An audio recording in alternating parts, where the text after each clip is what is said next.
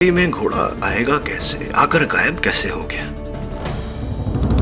तुम यहाँ हमारे पोते के बुलावे पर आए थे, पर अब रुकोगे हमारे कहने पर।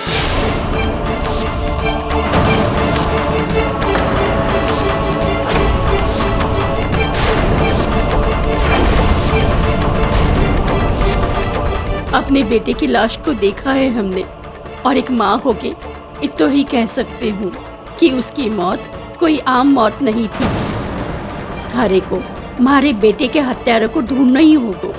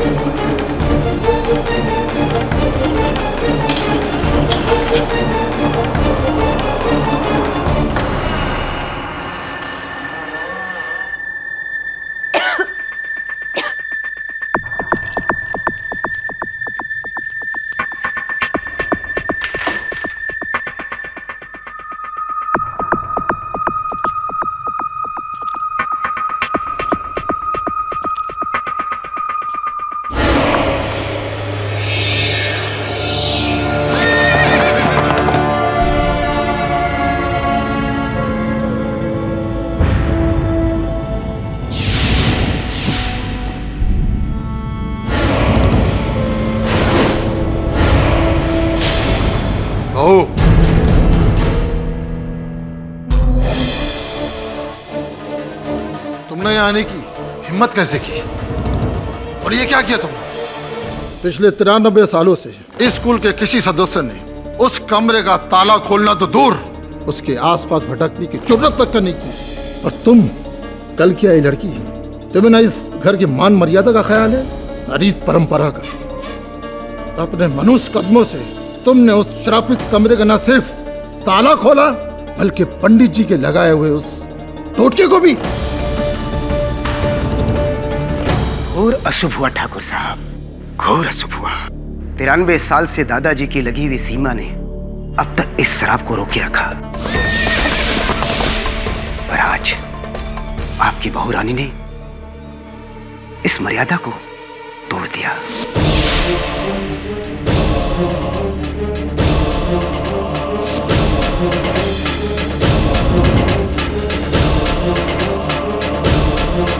पापा प्लीज, मैं आप सबसे नन्ही की तरफ से माफी मांगता हूँ। ये उसकी नादानी थी। इस इमरती के कहने पे आके उसने ये हरकत की। पापा हुकुम, हमें क्या पता था? हमारी बातों का बहू रानी पे इतना असर होगा। हमें माफ कर दीजिए। पूंजा का शराब, अब तो सब मरेंगे बापू साहब।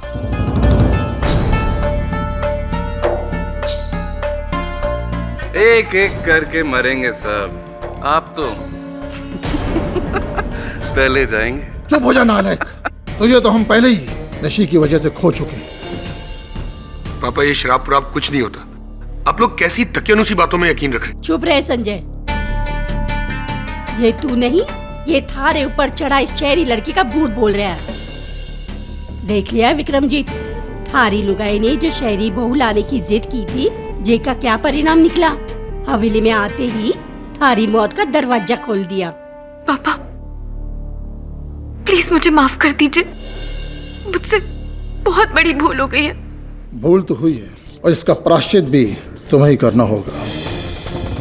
संजय, कल सुबह की पहली गाड़ी से तुम इसे इसके घर छोड़ के आओगे, हमेशा हमेशा के लिए। ये लड़की इस हवेली में दोबारा लौट कर नहीं आएगी। ये आप क्या कह रहे हैं जी? नलिनी को थोड़ा मौका तो दीजिए। खामोश, हमारे बेटे ने जो कह दिया सो कह दिया। और पंडित जी, कल सुबह ही इस हवेली में शुद्धिकरण का हवन होगा और फिर से वो दरवाजा बंद कर दिया जाएगा अगले 93 वर्षों के लिए। जैसे हुक्म राजमाता। और प्रार्थना करो सब कि वो शाप अभी भी सोया हुआ है को, वरना इस हवेली के हर पुरुष की जान खतरे में है।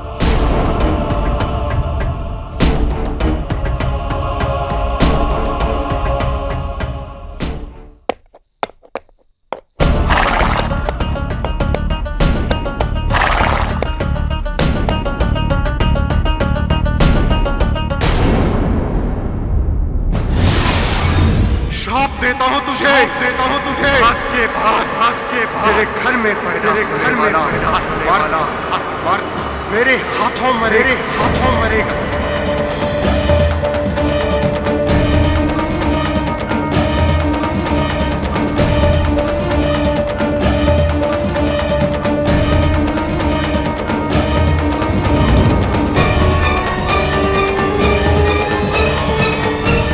कौन है अंदर?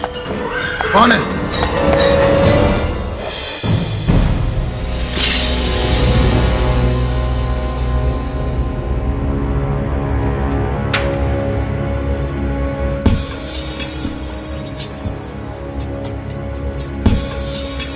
कौन है?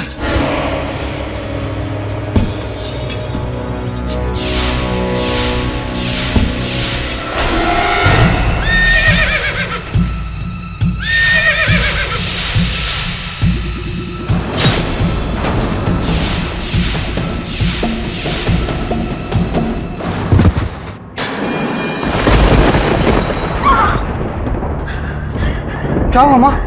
फिर कोई बुरा सपना देखो क्या? सपना नहीं रतन, कुछ तो हुआ है, कुछ बुरा हुआ है। उस हवेली में लालच अपना फन फैलाए है। बहुत बुरा होने वाला है, बहुत बुरा होने वाला है।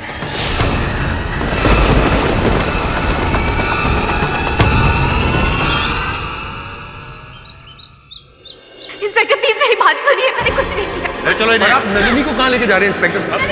संजय राठौड़, हमें अपना काम करने दें। पर मैं आपको बता रहा हूँ, उन्होंने कोई खून नहीं किया। हमें पूछताछ करनी है, पुलिस स्टेशन ले जाकर मेरी बात सुनिए, मैंने कुछ नहीं किया। आपकी बात एकदम। पर इंस्पेक्टर साहब, मैं आपसे कह रहा हूँ उन्होंने खून नहीं किया। बस मिस्टर संजय बस। मेरा बेटा एकदम सही कह रहा है, मेरी बहू एकदम बेकसूर है। सारे सबूत इनके खिलाफ हैं। बेहतर ये होगा कि आप कानूनी कार्रवाई में दखलंदाजी ना करें।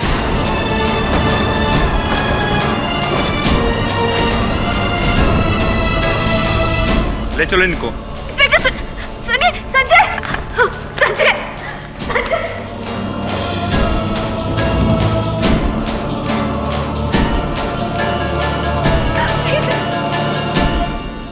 ये कल की छोरी के लेगी मेरे बेटे की जान। मारे विक्रमजीत को तो गुंजा के सांप ने मारा है।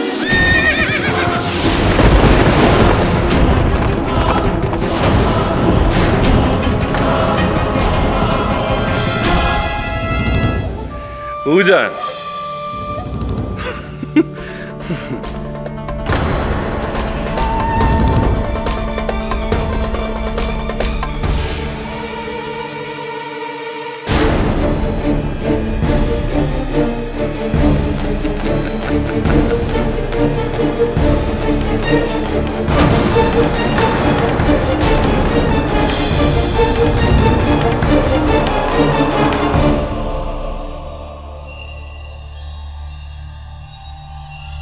हुकुम, आपके भाई साहब विक्रमजीत सिंह की कल रात किसी ने हत्या कर दी।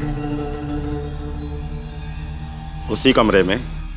जी, उसी तांत्रिक हुंजा के कमरे में।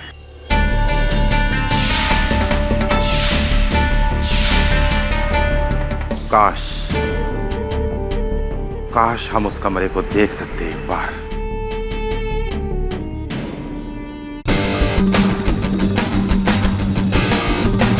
वरुण, ये संजय है, मेरे साथ अजमेर में या मेयो कॉलेज में थे।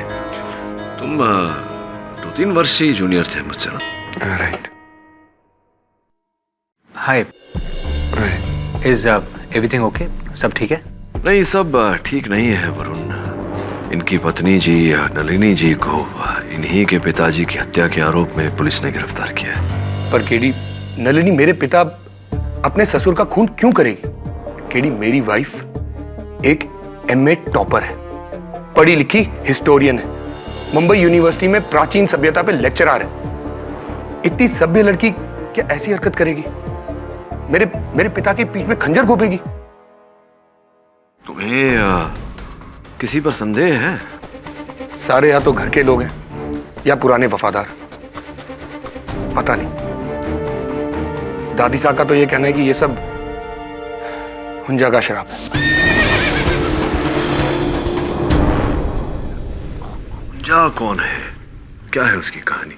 आज से तकरीबन 93 साल पहले 1919 के करीब, जब मेरे परदादा श्री मोहर सिंह जी और भवरी देवी इस हवेली में रहा करते थे। ये उस वक्त की कहानी। परदादा साहब का कोई वारिस नहीं था। सालों की मिन्नतें और फरियादों के बाद भी उन दोनों की झोली खाली थी। पीर फकीरों के पास भटकते भटकते वो पहुंचे नाहड़गढ़ में एक तांत्रिक हुंजा के पास। हुंजा ने उन्हें भरोसा दिलाया कि वो अपनी काली शक्तियों से वो उनके घर में औलाद की खुशी पैदा कर देगा। इसलिए उन्होंने हुंजा को अपनी हवेली में एक कमरा दे दिया। वो रोज रात को वहां पर जप करता, तंत्र मंत्र पढ़ता। ओम ह्रीं क्लीं चामुंडाय विच्चे फट स्वाहा। ओम ह्रीं क्लीं चामुंडाय विच्चे फट स्वाहा।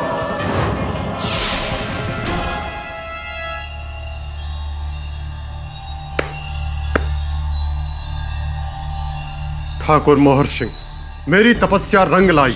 आज से ठीक 10 महीने और 4 दिन बाद तुम्हारी पत्नी को एक औलाद होगी, एक लड़का। और उसके ठीक 2 साल 3 महीने और 8 दिन बाद फिर एक औलाद होगी, एक और लड़का। पहला लड़का तुम दोनों को मेरी तरफ से उपहार है, और दूसरा लड़का मेरी गुरु दक्षिणा। तुम्हें दूसरे लड़के को मुझे भेंट करना होगा, मेरा मुरीद बनाकर। बोलो, स्वीकार है? और जैसा हुंजा ने कहा वैसा ही हुआ। 10 महीने बाद मोहर सिंह के यहां पर एक बेटा हुआ, मेरे दादाजी। घर वालों ने तो हुंजा को अपना भगवान मान लिया, और उसके ठीक 2.5 साल बाद हुंजा की दूसरी भविष्यवाणी भी सच हुई। दादाजी का दूसरा भाई हुआ, जिस पर हुंजा ने फौरन अपना हक जमाया। लेकिन ममता में कमजोर होकर दादी साहब ने बच्चा देने से मना कर दिया। हुंजा महाराज, यदि आप चाहे तो हमारी आधी जायदाद मांग ले। धन दौलत, सोना चांदी, हीरे जवाहरात, जमीन जो चाहे मांग ले, किंतु हमारी औलाद मत मांगिए। तुम अपने वादे से मुकर रहे हो ठाकुर? मुझे अच्छी तरह याद है, मुझे अपना वादा याद है। किंतु जिस वक्त मैंने आपसे वादा किया था, उस वक्त न तो मैं पिता बना था और न ये माता। माँ बाप के लिए औलाद क्या होती है ये आज हम समझ पाए हैं। इसलिए हमारी आपसे विनती है कि हमारे बच्चों को बख्श दीजिए। घोर अपमान किया है तूने हमारा, घोर अपमान किया है। ये मेरा श्राप कि इस घर में पैदा होने वाला मर्द मर जाएगा, मर जाएगा।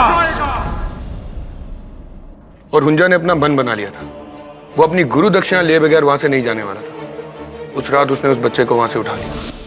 महाराज, महाराज जागिए, हमारा मुन्ना पालने में नहीं है। क्या कहा? हाँ महाराज, हमारा मुन्ना पालने में नहीं है। प्रताप सिंह, जल्दी घोड़े निकालो। हुंजा, अब मैं तुझे नहीं छोड़ूंगा, नहीं छोड़ूंगा तुझे। मोहर सिंह जी हुंजा के पीछे निकल गए उसको पकड़ने। माता के मंदिर के टीले के पास उन्होंने और उनके आदमियों ने हुंजा को रोक लिया। उस बच्चे को छीना और फिर उनमें लड़ाई हुई और उस लड़ाई में हुंजा मारा गया। लेकिन मरने से पहले हुंजा ने मोहर सिंह को एक श्राप दिया। ठाकुर मोहर सिंह, मैंने तुझे संतान दी और तूने बदले में मेरी ही जान, तूने मेरी दया देखी। अभी मेरा कहर देख, श्राप देता हूं तुझे। आज के बाद तेरे घर में पैदा होने वाला हर मर्द, हर लड़का मरेगा, मेरे हाथों मरेगा। और इस बात का साक्षी मेरा ही घोड़ा है शमशेर। जितनी शक्तियां मुझ में हैं, मैं अपनी सारी शक्तियां अपने इस घोड़े को देता हूं। जा शमशेर जा। उसके अगले दिन मोहर सिंह जी ने हुंजा की लाश को उसी टीले के ऊपर दफन कर दिया और उसकी समाधि बना दी। और हमारी हवेली में जो कमरा उन्होंने हुंजा को दिया था, वो कुल पंडित द्वारा शुद्धि करवा के एक टोटका लगवा के उसको बंद करवा दिया गया और ये हुक्म दिया गया कि ये दरवाजा अब कभी नहीं खुले। और फिर नलिनी जी ने अपनी जिज्ञासा के चलते वो कमरा खोला। उसी समय में उसी कमरे में तुम्हारे पिताजी की हत्या हुई। हैरत की बात यह है, जब तक वो कमरा बंद था हमारा वंश सुरक्षित था, किसी को कुछ नहीं हुआ था। लेकिन जब से वो दरवाजा खुला है, पता नहीं मैं क्या कहूं केडी। या तो ये किसी श्राप के कारण है या किसी इंसान के कारण, मुझे कुछ पता नहीं। लेकिन मैं एक बात जानता हूं, नलिनी ऐसा नहीं कर सकती। वो मेरे पिता को कभी नहीं मार सकती। संजय, अदालत में इस श्राप का विवरण करना तो प्रश्न से बाहर है। अदालत इन बातों में नहीं मानती। पर तुम्हारी बातों के अनुसार मुझे लगता है कि कोई है जो तुम्हारी पत्नी नलिनी को फंसाना चाहता है। ये बात हमें साबित करनी होगी। इसके लिए आपको मेरे साथ मेहरगढ़ चलना पड़ेगा।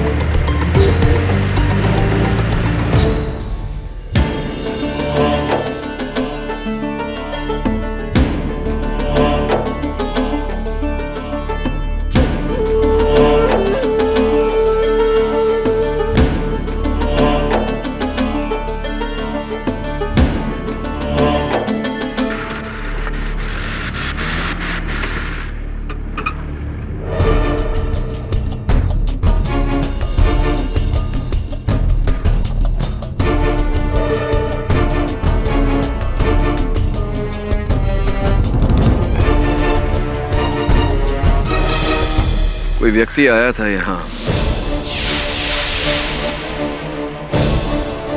जो छड़ी के सहारे चलता है। छड़ी के निशान है वहां। छड़ी तो मेरे चाचा जी इस्तेमाल करते हैं, मेरे पिताजी के छोटे भाई गौरव सिंह जी। पर उनकी और पिताजी की कभी नहीं बनी। पर छोटे हुकुम, हुंजा की समाधि पर क्यों आएंगे? वो भी मृत्यु के इतने समय बाद। जो भी आया था यहाँ घोड़े पर आया था। घोड़े की नाल के निशान भी है। शमशेर? शमशेर कौन? हुंजा का घोड़ा। विक्रम सिंह जी, आप भी कैसी बातें करते हैं? एक घोड़े की उम्र 30 साल होती है और ये कहानी 100 साल पुरानी है। आपको क्या लगता है घोड़ा अभी तक जिंदा होगा? कुछ बातें समझ और सूझबूझ से परे होती हैं छोटे हुक्म। मरने से पहले हुंजा ने अपने घोड़े शमशेर से कहा था कि अब उस श्राप का रखवाला वही होगा। उसने अपनी सारी शक्तियां अपने घोड़े को दान में दे दी थी। हवेली में तो अब भी यही कहते हैं कि जिसने एक बार शमशेर को देख लिया वो अगले दिन का सूरज नहीं देखेगा।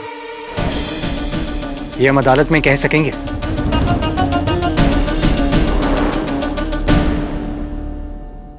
ढूंढो उसे किसी भी कीमत पर। जी हुकुम।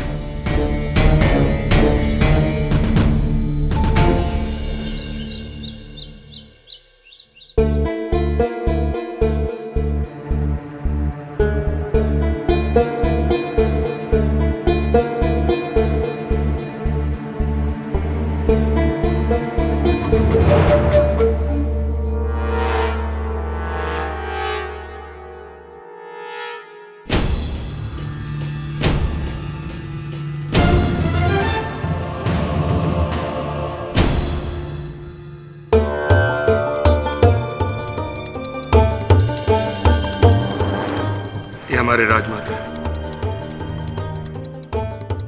ये हमारी मां साहब,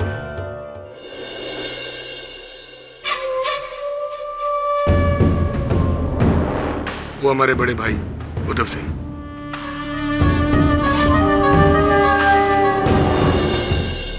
यही वो जगह है सर जहां पर पिताजी की लाश मिली अगले दिन। इस कमरे की किसी वस्तु को किसी ने छुआ या हिलाया तो नहीं? नहीं तो बस आखिरी बार मालिनी यहाँ आई थी, उसके बाद पिताजी। हम में से कोई भी यहाँ पर। क्या ये तांत्रिक हुंजा और उसके घोड़े का चित्र है? जी हाँ। लगता है इस चित्र को किसी ने हिलाया है, क्योंकि इसे लटकाने से पीछे दीवार पर जो आकार पड़ी है वहां से ये तिरछा है। पर हुंजा की तस्वीर कोई क्यों हिलाएगा?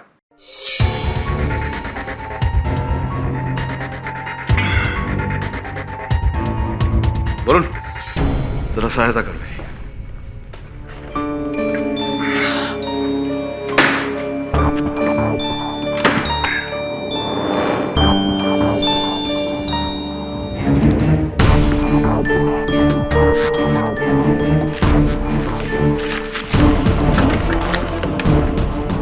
ये तो कोई कानूनी कंसर्ट है।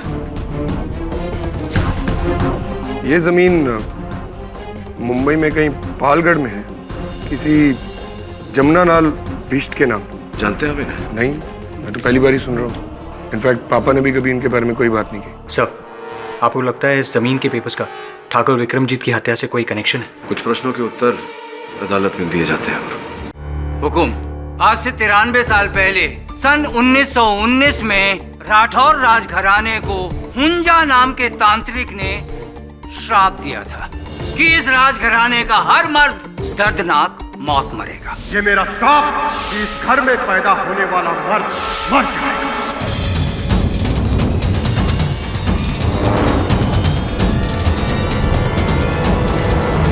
फिर अचानक आज से 7 दिन पहले ठाकुर विक्रमजीत सिंह की लाश उनकी अपनी हवेली में हुंजा की कोठरी में ही मिलती और उनकी पीठ पर ये शाही खंजर घुपा हुआ था।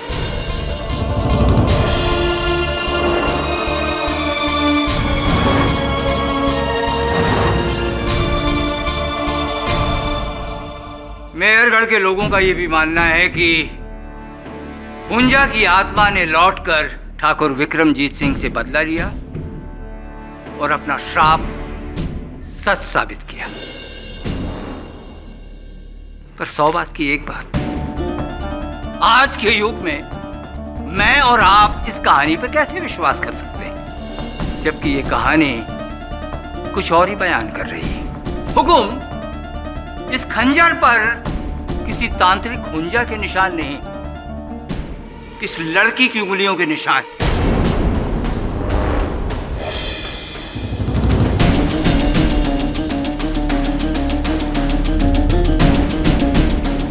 इस लड़की ने अपने ससुर की पीठ में छुरा घोंपा। जी नहीं, मैंने उनकी हत्या नहीं की है।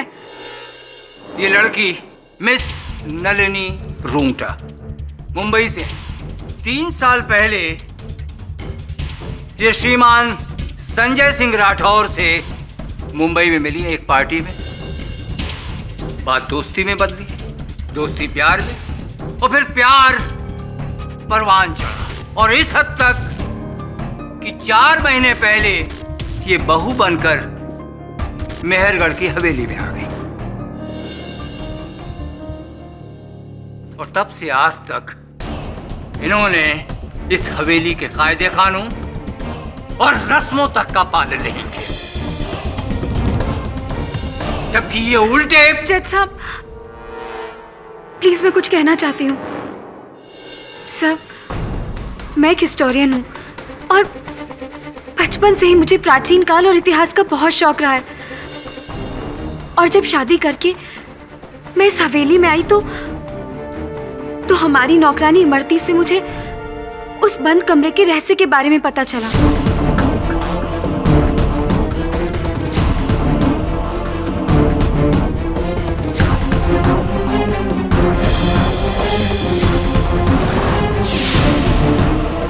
मैं सोचने लगी कि पता नहीं इतने सालों से इतिहास का कौन सा रहस्य उस कमरे में कैद है, और बेवकूफी में आके मैंने उस कमरे का ताला तोड़ दिया। और 100 बात की एक बात, आपने उस रात अपने ससुर की हत्या कर दी। जी नहीं, उस रात तो मैं अपने हस्बैंड संजय के साथ अपने बेडरूम में सोई थी।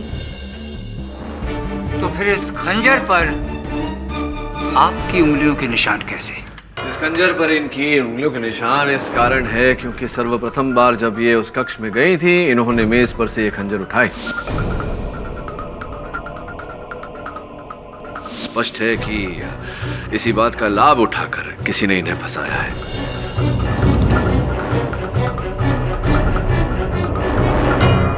और वो पायल जो कि विक्रमजीत सिंह की लाश के पास से मिली। सर, मुझे नहीं पता। और आपकी वो चप्पल,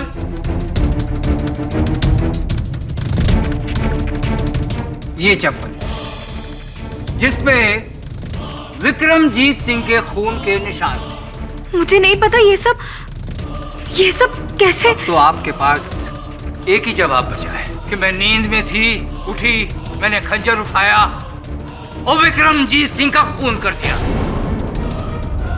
मिस्टर झांझर, हत्या का उद्देश्य क्या है इस केस में? क्यों करेगी ये अपने ससुर की हत्या? क्या प्राप्त होगा इन्हें ऐसा करके? अपने पति का सुख या परिवार वालों की प्रशंसा? क्यों अपने ही हाथों से ही अपने जीवन का सर्वनाश करेंगी? क्यों करेंगी ऐसा? इनके जीवन का सर्वनाश तो उसी रात को ही हो गया था। इनके घर वालों से पूछ लीजिए। ठाकुर उदय सिंह राठौर। जी, उस रात पापा ने कहा था कि संजय, कल सुबह की पहली गाड़ी से तुम इसे इसके घर छोड़ के आओगे, हमेशा हमेशा के। यानी कि नलिनी जी और संजय का रिश्ता खत्म। जी।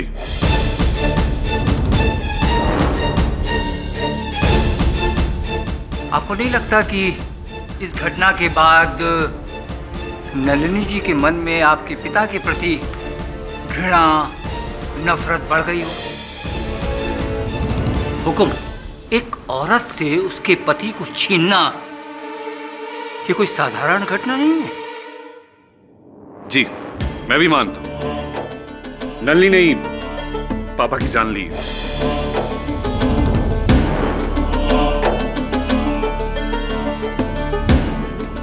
केवल यही वजह नहीं थी, असल वजह कुछ और ही थी। असल वजह थी मिस नलिनी, आपने ये विवाह प्रेम की भावना से नहीं बल्कि प्रतिशोध लेने की भावना से किया था। ये क्या कह रहे हैं आप? आप यहाँ आई थी विक्रमजीत सिंह की हत्या करने। क्या बकवास कर रहे हैं आप? ऑर्डर ऑर्डर, बैठ जाइए मिस्टर भनोट। मिस्टर झंझर, आपने ये जो आरोप लगाया है, ये जितना संगीन है उतना ही रहस्यमय है। कृपया कर जरा समझाएंगे हमें क्या कहना चाहते हैं आप? नलिनी जी, जमुना लाल बिष्ट इनाम सुना है आपने?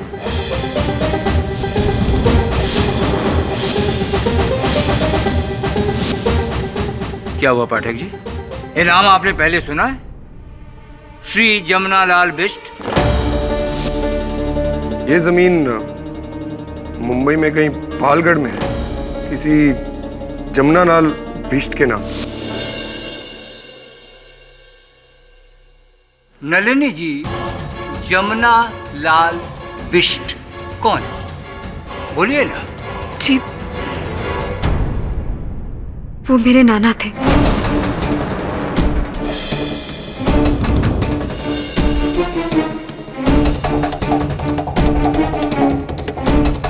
आज से 30 साल पहले मुंबई के बाहर उनकी करीब 400 एकड़ जमीन थी, पालघर के पास। जी, हमारी पुश्तैनी जमीन, खेत, हवेली। आजकल उसका मालिक कौन है? मुझे नहीं पता। आप जानती?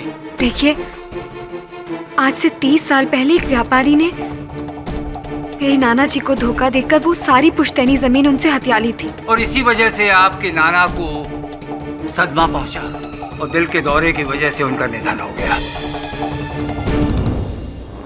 और आपका पूरा के पूरा ननिहाल अमीरी की ऊंचाइयों से गिरकर गरीबी की दलदल में फंस गया। और आज भी वही है। 100 बात की एक बात, यानी कि एक आदमी की वजह से आपका पूरा के पूरा परिवार तबाह। क्या था उस व्यापारी का नाम?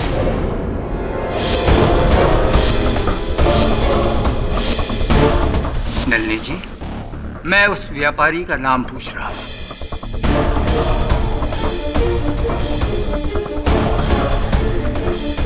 नलिनी जी, मैं आपसे बात कर रहा हूं। उस व्यापारी का नाम बताइए। जी, विक्रमजीत सिंह।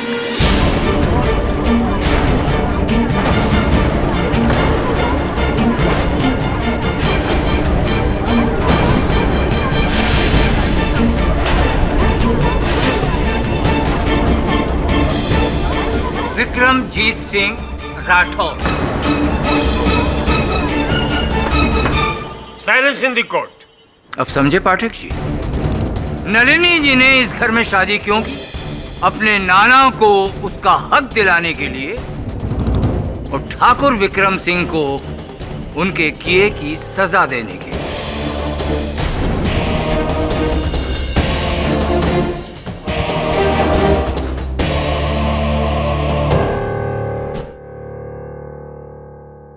नलिनी जी, हमें इस राज के बारे में कभी पता नहीं चलता अगर हमारे हाथ वो चिट्ठी नहीं आती जो आपकी अलमारी से आपकी और चीजों के साथ हमें मिली। कैसी चिट्ठी? क्या लिखा है उस चिट्ठी में? हुकुम।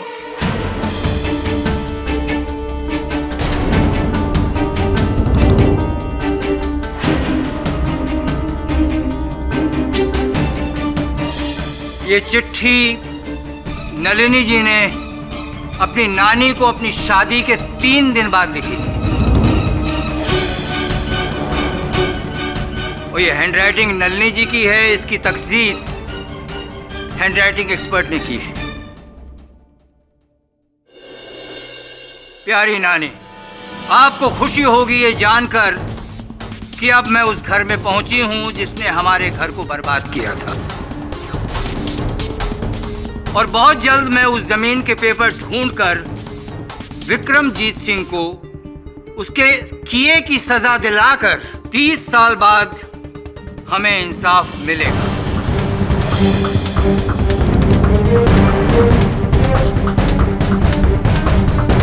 और ये है इसका इंसाफ, वो खंजर।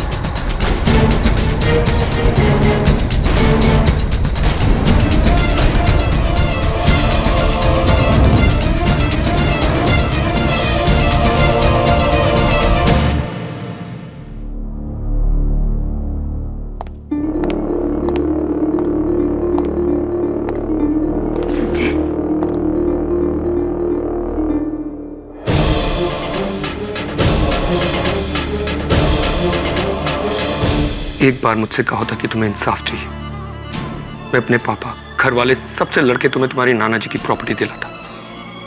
संजय, ये सब क्या कह रहे हो तुम? पर तुमने तो पक्का इरादा बना लिया था। मुझसे प्यार का नाटक किया सिर्फ इसलिए ताकि तुम मेरे पिताजी तक पहुंच सको। और उस दिन भी तुम उस कमरे में कोई इतिहास ढूंढने नहीं, बल्कि अपनी नाना जी की प्रॉपर्टी के पेपर ढूंढने गई थी। नहीं संजय, तुमसे मेरा प्यार कभी झूठ नहीं था। हाँ, मैं मानती हूँ कि तुमसे सगाई होने के बाद जब मुझे ये पता चला कि वो और कोई नहीं बल्कि तुम्हारे पापा थे जिन्होंने मेरे घर को बर्बाद किया था, तो मैंने सोचा था कि एक बार शादी करके इस हवेली में आ जाऊं तो उनसे बदला लूंगी। इसीलिए मैंने अपनी नानी को वो लेटर लिखा था, पर मैंने पोस्ट नहीं किया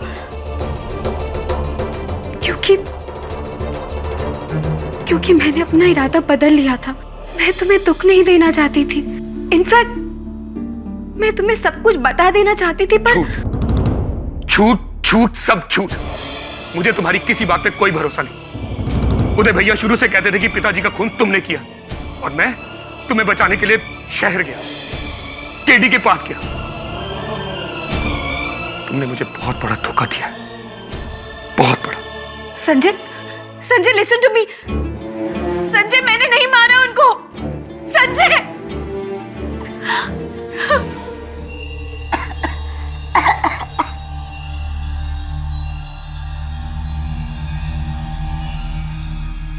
हवेली के बारे में क्या सोच रही है अम्मा? जो कुछ हुआ में थारे का कसूर? सब मारो कसूर है। मुझे उसे कुछ नहीं बताना चाहिए था, कुछ नहीं। सीधा छोटे हुकुम। इस चेक की कोई आवश्यकता नहीं थी संजय जी। केस तो अभी शुरू हुआ है। आपके और मेरे लिए खत्म हो चुका है। मैं ये केस वापस लेना चाहता हूँ।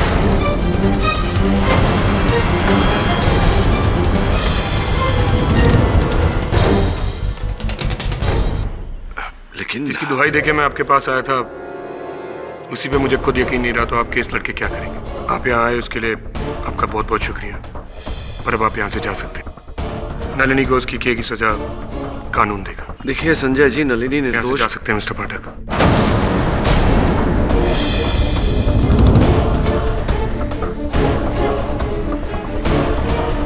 वीरमान सिंह जी, इनको एयरपोर्ट लेके जाइए।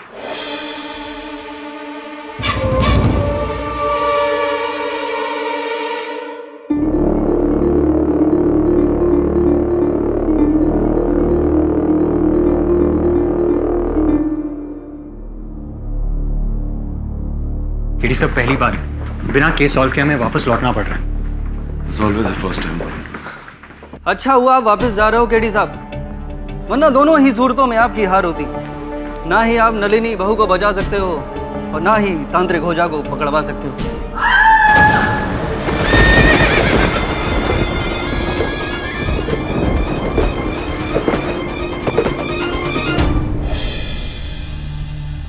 उठिए मौसा। हुंजा का घोड़ा, उसका घोड़ा।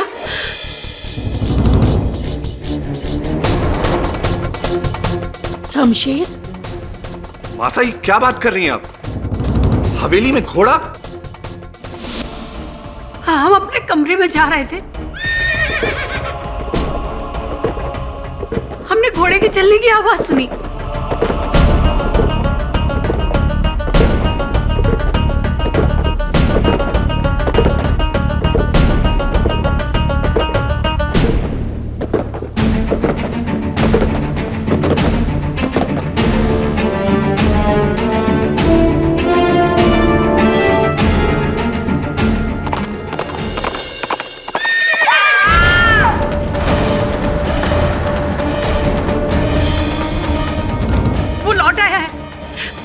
का घोड़ा, उसका श्राप,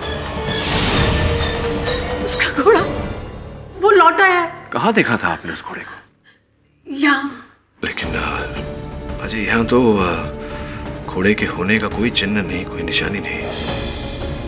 अचानक हवेली में घोड़ा आएगा कैसे, आकर गायब कैसे हो गया? तुम यहाँ हमारे पोते के बुलावे पर आए थे, पर इब रुकोगे हमारे कहने पर।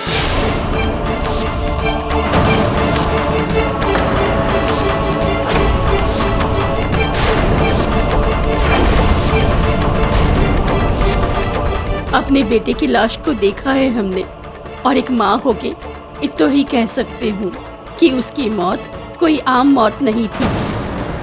थारे को हमारे बेटे के हत्यारों को ढूंढना ही होगा। विनती है, फिर चाहे वो इस दुनिया का हो या किसी और दुनिया का।